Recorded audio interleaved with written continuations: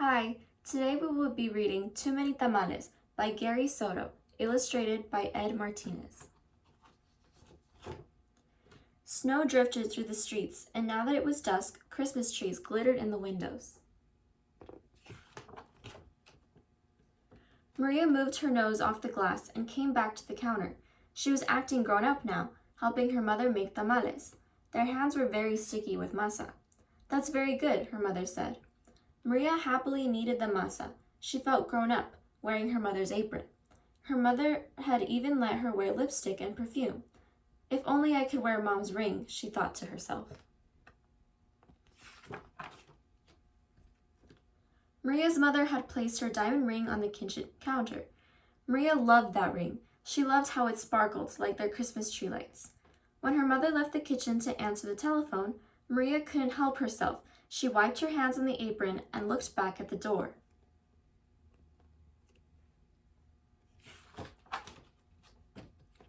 "I'll wear the ring for just a minute," she said to herself. The ring sparkled on her thumb. Maria returned to kneading the masa, her hands pumping up and down. On her thumb, the ring disappeared, then reappeared in the sticky glob of dough. Her mother returned and took the bowl from her. "Go get your father for this part," she said. Then the three of them began to spread masa onto corn husks. Maria's father helped by plopping a spoonful of meat in the center and folding the husk. He then placed them in a large pot on the stove. They made 24 tamales as the windows grew white with delicious-smelling curls of steam.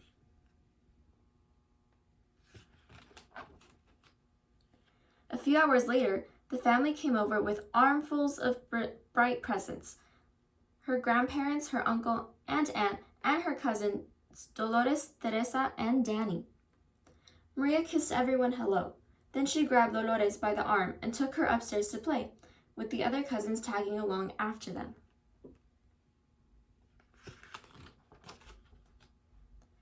They cut out pictures from the newspaper, pictures of toys they were hoping were wrapped and sitting underneath the Christmas tree.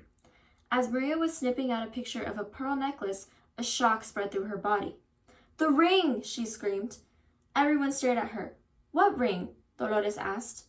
Without answering, Maria ran to the kitchen. The steaming tamales lay piled on the platter. "The ring is inside one of the tamales," she thought to herself. "It must have come off when I was kneading the masa." Dolores, Teresa, and Danny skidded into the kitchen behind her. "Help me!" Maria cried. They looked at each other. Danny piped up first. "What do you want us to do?" "Eat them," she said. "If you bite something hard, tell me."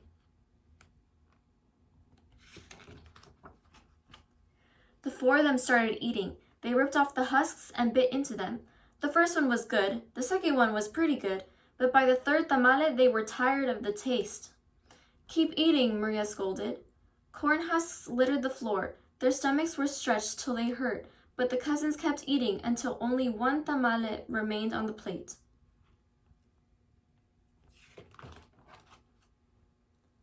"This must be it," she said. "The ring must be in that one. We'll each take a bite. You first, Danny." Danny was the youngest, so he didn't argue. He took a bite. Nothing. Dolores took a bite. Nothing. Teresa took a big bite. Still nothing. It was Maria's turn. She took a deep breath and slowly, gently bit into the last mouthful of tamale.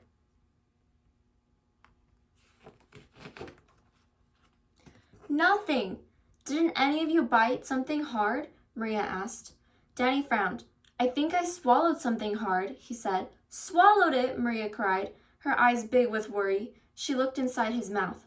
Teresa said, "I didn't bite into anything hard, but I think I'm sick." She held her stomach with both hands. Maria didn't dare look into Teresa's mouth. She wanted to throw herself on the floor and cry. The ring was now in her cousin's throat, or worse, his belly. How in the world could she tell her mother? "But I have to," she thought.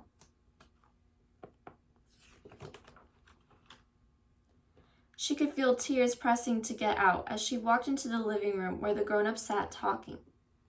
They chattered so loud that Maria didn't know how to interrupt. Finally, she tugged on her mother's sleeve. "What's the matter?" her mother asked. She took Maria's hand.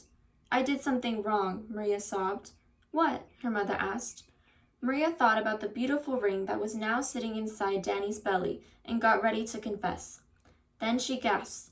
The ring on her mother's finger, bright as ever. The ring! Maria nearly screamed. Maria's mother scraped off a flake of dried masa. You were playing with it, she said, smiling gently.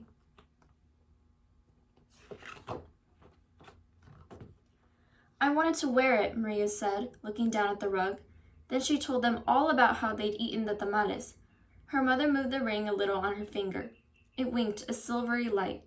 Maria looked up, and Aunt Rosa winked at her too. Well, it looks like we all have to cook up another batch of tamales, Rosa said cheerfully.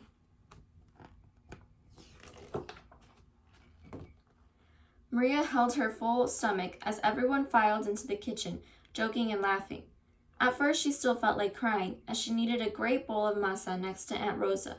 As she pumped her hands up and down, a leftover tear fell from her eyelashes into the bowl and for just a second rested on her finger, sparkling like a jewel.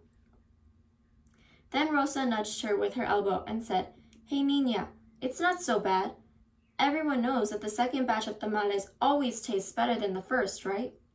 When Dolores, Teresa, and Danny heard that from the other side of the room, they left off a groan the size of 24 tamales.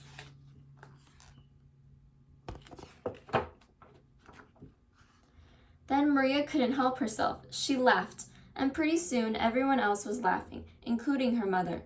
And when Maria put her hands back into the bowl of masa, the leftover tear was gone.